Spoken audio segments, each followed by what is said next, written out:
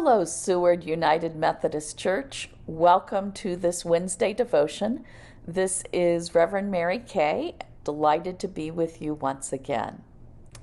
As I've been figuring out what to share this week for this little midweek devotion, what has come to mind is a phrase that I have loved for years.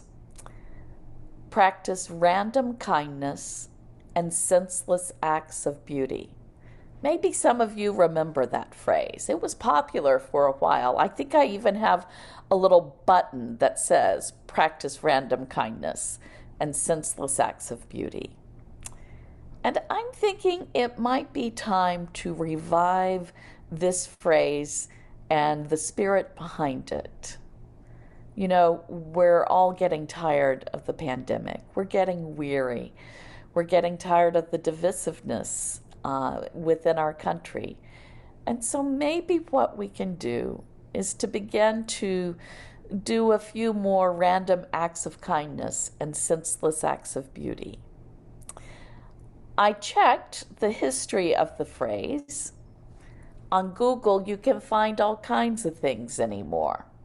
And so according to Wikipedia, the phrase was crafted by Anne Herbert.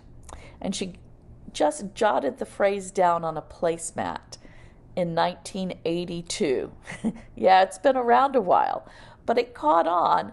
And so all during that time, you would hear people talking about random acts of kindness and senseless acts of beauty.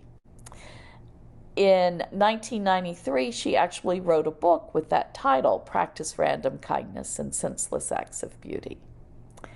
Where have you seen a random act of kindness or senseless act of beauty in recent days? When have you done a random kindness or a senseless act of beauty?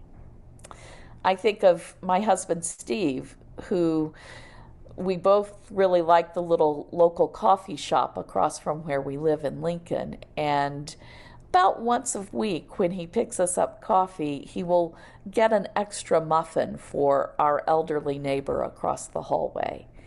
And I think of that as one of those random kindnesses that Steve does.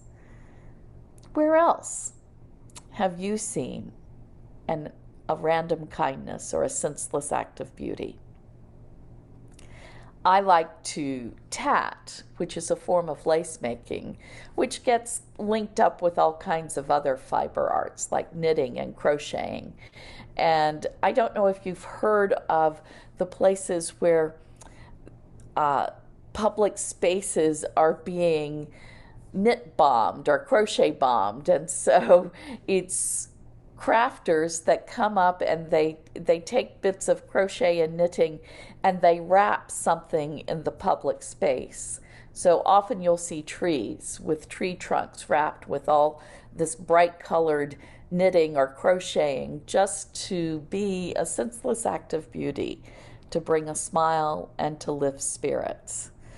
A couple of years ago, there was a tatting initiative, Tat a Monument Pink, and it was started by a woman in Belgium, and she had tatters all over the world tat little lace squares in pink and mail them to her. They easily fit in an envelope, very lightweight, and then she connected them all together to create a framework to go around a monument in Belgium. It was kind of neat to be a part of that senseless act of beauty.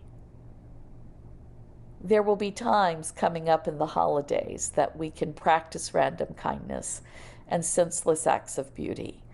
I hope that we will do some of those and carry them over into the new year in 2021 so that it can kind of become a theme, that we try to find ways to lift each other's spirits and to be a force of positivity and goodness and grace and kindness and beauty in our world. May you know kindness. May you know beauty. God bless.